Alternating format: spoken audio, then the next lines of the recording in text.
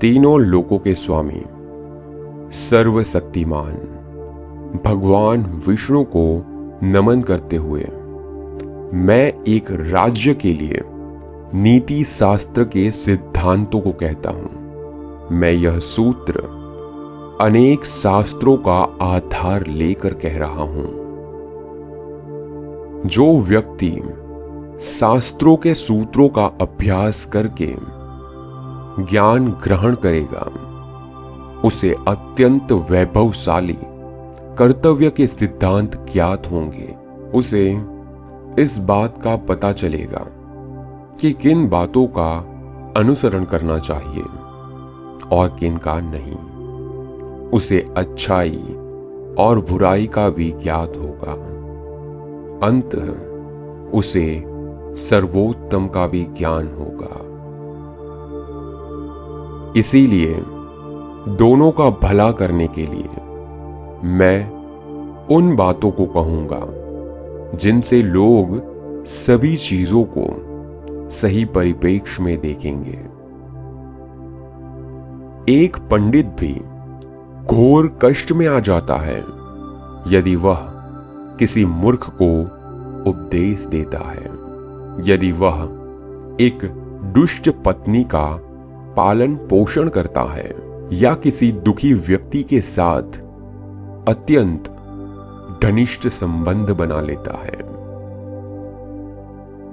दुष्ट पत्नी, झूठा मित्र, बदमाश नौकर और सर्प के साथ निवास साक्षात मृत्यु के समान है।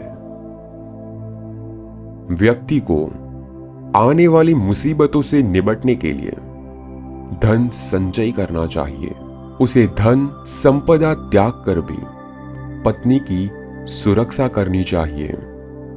लेकिन यदि आत्मा की सुरक्षा की बात आती है तो उसे धन और पत्नी दोनों को तुच्छ समझना चाहिए। भविष्य में आने वाली मुसीबतों के लिए धन एकत्रित करें। ऐसा ना सोचे कि धनवान व्यक्ति को मुसीबत कैसी, जब धन साथ छोड़ता है तो संगठित धन भी तेजी से घटने लगता है। उस देश में निवास ना करें जहां आपकी कोई इज्जत नहीं हो, जहां आप रोजगार नहीं कमा सकते, जहां आपका कोई मित्र नहीं और जहां आप कोई ज्ञान अर्जित नहीं कर सकते। ऐसी जगह एक दिन भी निवास ना करें जहां ये 5 ना हो। एक धनवान व्यक्ति, एक ब्राह्मण जो वैदिक शास्त्रों में निपुण हो, एक राजा, एक नदी और एक चिकित्सक।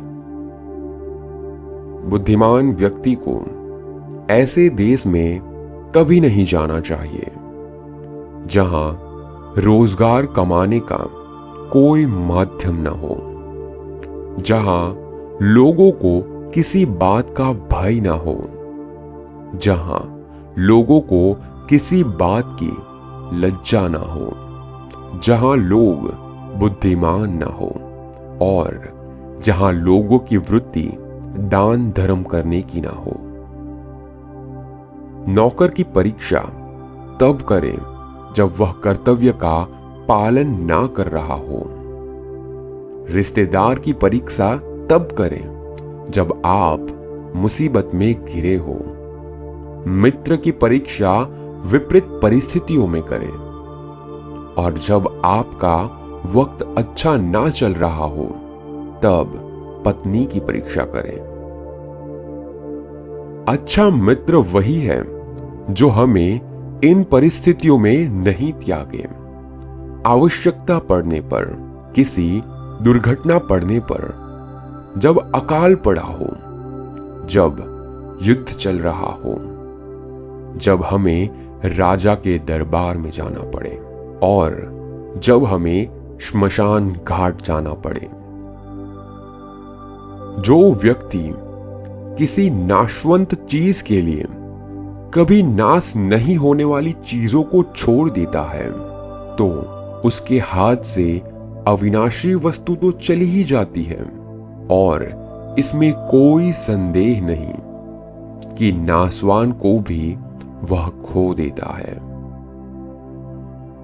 एक बुद्धिमान व्यक्ति को किसी इज्जतदार घर की अविवाहित कन्या से किसी व्यंग होने के बावजूद भी विवाह करना चाहिए। उसे किसी हीन घर की अत्यंत सुंदर स्त्री से भी विवाह नहीं करना चाहिए। शादी विवाह हमेशा बराबरी के घरों में ही उचित होते हैं। इन 5 पर कभी विश्वास ना करें। नदियां, जिन व्यक्तियों के पास अस्त्र शस्त्र हो, नाखून और सिंग वाले पशु, औरतें, यहां पर संकेत भोली सूरत की तरफ है। बहनें बुरा ना माने। राजघरानों के लोगों पर हो सके तो विष से भी अमृत निकाल ले। यदि सोना गंदगी में भी पड़ा हो तो उसे उठाइए, धोए और अपनाइए। निचले कुल में जन्म लेने वाले से भी सर्वोत्तम ज्ञान ग्रहण करें। उसी तरह यदि कोई बदनाम घर की कन्या भी महान गुणों से संपन्न है और आपको कोई सीख देती है तो उसे ग्रहण करें।